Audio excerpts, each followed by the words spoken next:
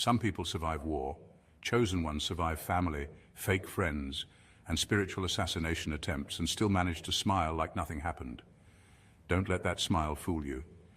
Behind that calm energy is a walking miracle, a divine enigma, a soul that's been ambushed by darkness, misunderstood by the very people they tried to save, and targeted not for what they did, but for who they are.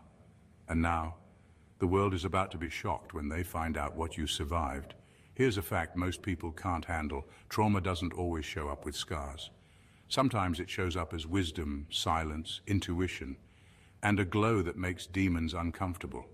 The truth is, the chosen ones weren't sent here to have an easy life.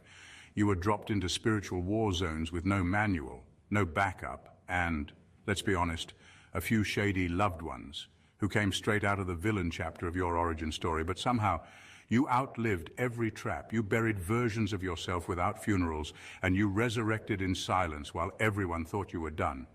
And now, you're not just surviving, you're about to shock people, not with revenge, not with anger, but with how whole you became after everything tried to break you. So buckle up. Number one, you survived the weaponization of your own kindness.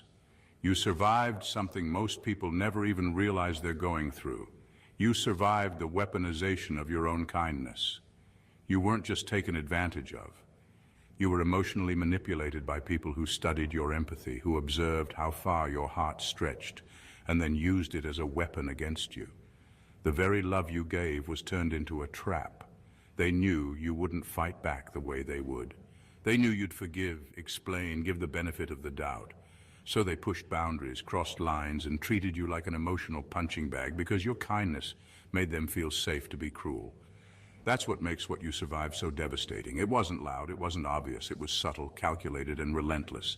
The betrayal didn't come from enemies, it came from people you went out of your way to help.